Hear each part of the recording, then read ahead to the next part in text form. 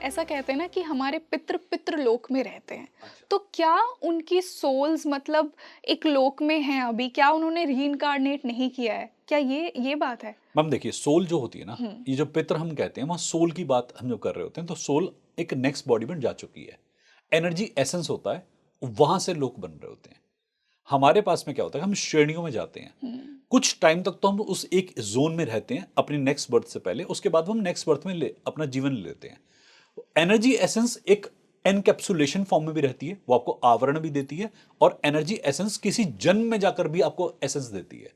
मान लीजिए मेरे पितृ किसी और जीवन में जा चुके हैं और वहां सफल हैं और वहां खुश हैं, मुझे इस जीवन में भी उनकी ऊर्जा बहुत ज्यादा हाई लेवल पे पैसिफाई करेगी। मतलब वो ह्यूमन फॉर्म में भी हो भी ले सकते सकते हैं हैं, कि बिल्कुल। उन्होंने रीइंकार्नेट कर लिया एनर्जी है। का फॉर्म की बात कर रहा हूँ। ओके, देखिए, मैंने आपको पहले दो बार वर्ड हाँ, बोले थे कि एक है मेरे अंदर का जेनेटिक्स, डीएनए आरएनए, और एक है मेरा एनर्जी लेवल। ऊर्जा जब जन्म ले रही है, ऊर्जा मरती नहीं है, वो सापेक्ष रहती है, वो हुँ, हर जगह सेम रहती है। जी, अब वो एनर्जी जन्म ले चुकी है और वो काम कर रही है। मैं जब भोजन निकालूंगा इनके लिए, मैं जब इनको आदर दूंगा, हुँ, तो मेरा आदर उनकी ऊर्जा तक भी पहुंचेगा। मैम, ये साइंटिफिकली बहुत करेक्ट बात है कि हम किसी चीज से भी जुड़े हुए हैं। हुँ, अगर मेरे पितृ किसी पेड़ वृक्ष रूप में भी आ चुके हैं, और मैं अगर यहां पर बैठ के उनसे एक क्षमा प्रार्थना करूंगा या उनके लिए कोई आदर सम्मान दूंगा, उस वृक्ष के पत्ते हरे भरे होने शुरू हो जाएंगे, उस पर फल आने शुरू हो जाएंगे, और जितना वो फल फूलेगा उतना मैं फलूंगा। हुँ, मैम, पृथ्वी जुड़ी हुई है, बिल्कुल। पृथ्वी पर सब जुड़ा हुआ है। तो ऐसा नहीं होता कि नया जीवन बन गया तो पुराने से डिस्कनेक्ट हो गए। जब पुराना वाला इस नए वाले की ऊर्जा को भी नमन करेगा, तो नए वाले की ऊर्जा पुराने वाले को आशीर्वाद जरूर देगी। ये पितृ दोष का मेजर रेमेडी होता है, या पितरों का मेजर काम होता है। हम इसे लोक के रूप में जानते हैं, हम कह देते हैं कि उनका लोक है, आप वहां सम्मान दें। ये काफी सारी बातें लॉजिकल हैं, बट बहुत गूढ़ हैं। इन्हें समझाने के लिए ऐसे रियल्म्स के रूप में बताया, जबकि ये आपके, अगर आप रियल्म समझते हैं तो ये यहां भी तो हो सकते हैं ना, आपके ऑरा में भी तो हो सकते हैं ना, आपके अंदर भी तो हो सकते हैं ना। जिसे हम कहते हैं सात लोक, हुँ, अब वो लोग यहां भी तो हो सकते हैं। वो उधोलोक हैं या अधोलोक हैं, हम ये अपने विजुलाइजेशन से सोचते हैं कि बाहर होगा, मैम ये अंदर भी होता है। यत पिंड तत् ब्रह्मांड। हुँ, तो यूनिवर्स के अंदर मैक्रोसोम में जो है वो माइक्रोसोम में भी है, और जो माइक्रोसोम के अंदर है वो माइक्रोसोम में है। तो जितना हम बाहर समझते हैं लोग हैं, ये अंदर भी होते हैं। जब आप अपने पितरों का नमन करते हैं ना, आप देखिएगा आप अपनी खुद की ग्रोथ को आप एक्चुअली एक्टिवेट करते हो। हाँ, क्योंकि तभी तो ऑब्स्टेकल बन के वो आई हुई है हमारी एग्जैक्टली लाइफ में, और जब तभी तो तक ब्लॉकेज है। पितृदोष का मतलब बेसिकली मतलब क्या हुआ कि आपके डीएनए की, आपकी एनर्जी के अंदर कुछ ब्लॉकेज है। हाँ, आप अगर जब उसकी रेमेडी कर रहे हो, तो एक्चुअली आप अपनी एग्ज़ैक्टली रेमेडी कर रहे हो। हुँ, सिखाने क्योंकि वाले उस ने ऐसे ब्लॉकेज नहीं को कहा, हटा रहे हो। सिखाने वाले ने ऐसे नहीं कहा, क्योंकि नहीं तो लोग करते ही नहीं ना। सिखाने वाले ने बाहर के रूप में बताया कि बाहर की गलती है, ये गुस्सा हो जाएगा, तो हम काम करते हैं। अगर सिखाने वाला ऐसे कह देता कि भाई तुम्हारी बेहतरी के लिए है, तो हम काम नहीं करते। हाँ, तो पितरों का जो हम कहते हैं ना बाहर कहीं इंपैक्ट, ये चीजें बाहर नहीं है। ईश्वर तत्व बाहर भी है, अंदर भी है। नजरिए का फर्क है। हुँ, कोई कहता है कि महादेव बाहर है, कोई कहता है महादेव अंदर है। अब मुझे हर वक्त महादेव मेरे साथ फील होते हैं, मुझे मेरा भी सारा काम काम ही महादेव पे चल रहा है। मुझे भी। तो अब महादेव को मैं कहाँ ढूंढने जाऊं? मैं कैलाश पे ढूंढने जाऊं उन्हें?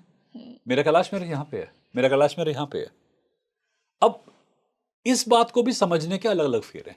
तो किसी ने वो एक एक्स्ट्रोसेंट्रिक थ्योरी बना दी, किसी ने इंट्रोसेंट्रिक थ्योरी बना दी। हुँ। पितृ इसी बात पर आधारित है। तो सर क्या मतलब ये एक बहुत बड़ा मिसकंसेप्शन है कि आपके पितरों की आत्मा कहीं स्टक है और आप जब निवारण करेंगे तो ही उन्हें मुक्ति मिलेगी? देखिए, बिल्कुल सही बात है कि हुँ, आत्मा स्टक हो सकती है, ऊर्जा स्टक हो सकती है। मैं आत्मा स्टक नहीं कहता, इसे ऊर्जा स्टक कहते हैं। ओके। डीड्स हैं, डीड्स कंप्लीट होनी चाहिए। हुँ, जब तक वो रिलीज नहीं होगा, आपका कार्मिक इंटरवेंशन कहीं ना कहीं फंसेगा। आप मान लीजिए आपकी संरचना है, आपकी जेनेटिक में कोई ऑब्स्ट्रक्शन है और वो ऑब्स्ट्रक्शन अटकी हुई है, आपकी बॉडी पर भी तो उसका इंपैक्ट आएगा ना।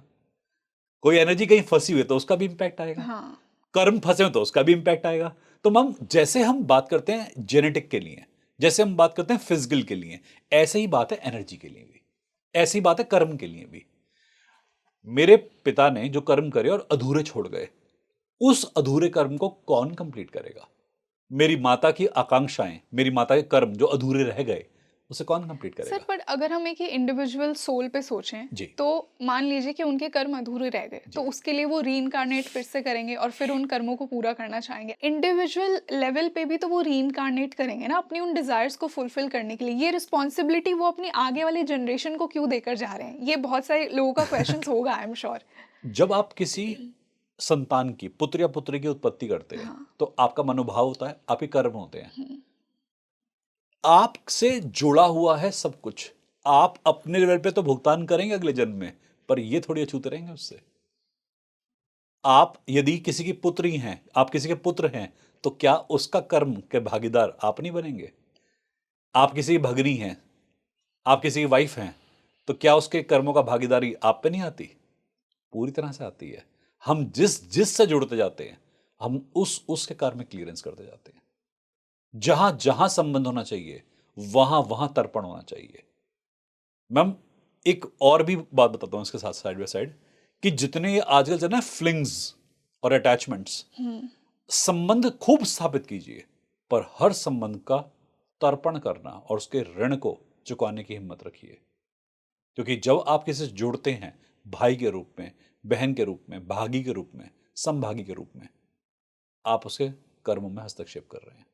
और इंसान सिर्फ ये भूल जाता है कि मैं कर्म में भी भागीदारी लेके चल रहा हूं। इसीलिए हाँ, शरीर के स्तर पे एंजॉय करते हैं, एग्जैक्टली मन के स्तर पे एंजॉय करते हैं, हाँ। फाइनेंस के स्तर पे एंजॉय करते हैं, बट कर्म, आप यदि मेरे साथ हैं तो मेरे कर्म अब आपके कर्म भी हैं, और मैं यदि आपके साथ हूं तो आपके कर्म भी मैं लेके चलूंगा, और हमें राहत देखनी पड़ेगी, और इसी के साथ तर्पण होगा। कहीं ना कहीं फिर आपके पितरों का भी संभागी मैं बन गया। बिल्कुल। तो ये मैम अब इस थ्योरी पे कोई वर्क नहीं करता। हमने यहां तक बात कह दी कि तर्पण जन्म से होता है, हम संतान से लेते हैं, ऊर्जा से लेते हैं। मान लीजिए किसी मां के बच्चे ही नहीं है, किसी की संतान ही नहीं है। मान लीजिए मैं निसंतान हूं, मेरी कोई संतान ही नहीं है। अब मेरे जितने स्टूडेंट हैं, मैंने लाइफ में पता नहीं कितने स्टूडेंट्स पढ़ा दिए हैं। अब मान लीजिए मैं कल को मर जाऊं, मेरा नेक्स्ट बर्थ मिले, तो क्या मेरी ये संतानें बनी है, मेरी ऊर्जा संतान, मेरी ज्ञान रूपी संतान, क्या इसके ऊपर दोष नहीं आएगा? क्या ये तर्पण नहीं करेंगे मेरा? और मेरा तर्पण कैसे होगा? जिस दिन मेरा दिया हुआ ज्ञान ये उसी ढंग से, जिस तरीके से मैंने दिया, किसी और को देंगे और बेहतर करके देंगे, तर्पण होंगे मेरा। मैं अपने पिता का दिया हुआ ज्ञान जिंदगी के रूप में, जीवन के रूप में, ऊर्जा के रूप में, या किसी भी रूप में, धन संपत्ति संपदा के रूप में, जब मैं अगले को दे दूंगा, तर्पण हो गया, सम्मान हो गया। ये इतना लॉजिकल है। अब आप बात कर रही हैं केवल एक लीनिएज की, मैं बात कर रहा हूं एनर्जी लीनिएज की भी। क्या कृष्ण का लीनिएज अर्जुन नहीं बने? भगवत गीता का उपदेश अर्जुन को मिला, तो सबसे बड़ा पुत्र कृष्ण का कौन हुआ? अर्जुन। तो कुरुक्षेत्र के अंदर जो खड़े होकर वो अपना परम ज्ञान दे रहे हैं किसी को, आप जेनेटिकल ट्रांसफरेंस की बात करते हैं, मैं तो स्पिरिचुअल ट्रांसफरेंस की बात कर रहा हूं। महादेव ने भागीरथ के लिए गंगा को अवतरित किया, तो महादेव और भागीरथ कौन हुए? आप अगर सोच के देखें मैम, ज्ञान से बड़ा तर्पण किसी का नहीं होता। यदि हम सही ज्ञान हम आगे पहुंचा सकें, मेरी जितने मेरे पिता ने विद्या दी, मैं आज उस विद्या को आगे पहुंचा रहा हूं, इससे बड़ा तर्पण क्या हो सकता है? मैं मंदिरों में जाऊं, मैं मस्जिदों में जाऊं, मैं गिरजा में जाऊं, यहां पे जाके पेट भरे हुए को और पेट भर दूं, लाखों रुपए वहां पर डोनेट कर दूं, जिनके पास समृद्धि है उन्हें समृद्ध कर दूं, और किसी एक कम पढ़े को थोड़ा ज्ञान दे दूं। आप बताइए दोनों में से पितृदोष कहां से रिलीज होता है? ज्ञान पे, जहाँ कमी है। ज्ञान पे। जैसे हमने कृष्ण की और अर्जुन की बात करी, तो एक हमारे पास एक छोटा सा एपिसोड आता है, मुझे अभी याद दिलाया गया है, कि कृष्ण ने अपनी जनरेशन्स को मना कर रहा था कि आप मेरा क्रिमेशन नहीं करेंगे, इसका हकदार सिर्फ अर्जुन है। अब ऐसा कैसा हुआ? अर्जुन और कृष्ण एक बांधव भी थे, गुरु शिष्य भी थे, पिता पुत्र भी थे, तो तर्पण का अधिकार किसे? जब भी कभी हम तर्पण करते हैं तो हम कहते हैं कि हमारी लीनिएज करेगी। खाली लीनिएज नहीं, लीनिएज कई रूप में होती मैम। मेरे कर्मों को जो भी बेहतर तरीके से अपने कर्म बना पाएगा, मेरा उत्तराधिकारी तो वो होगा ना। और मेरा कर्म कर्म उत्तराधिकारी होगा। मैम एक बंधन होता है, इसको कहते हैं ऋणाणु बंधन। या ऋणाणु बंधन ना हमारे किसके होते हैं? हमारे केवल लीनियज से होते हैं, ये हेरिडिटिकल होते हैं, ये हमारे जन्म से होते हैं, या हमारे कर्म से होते हैं? हमारे कर्म से। एग्जैक्टली हम यहां जितनी डिस्कशन कर रहे हैं हमें कर्म पे आधारित है। ये इसकी बात नहीं कि एक महीना आएगा पितरों का, उसमें हमें खाने की प्लेट निकालनी होगी। ये तो बहुत छोटा सा एक इंकित मात्र है कि आप उन्हें नमन करें, आप उन्हें अपना जो भी अपने हिस्से का निकाल के दें कि पहले आप। ये तो डेली होना चाहिए। पर इसके बाद कर्म भी तो बचते हैं ना।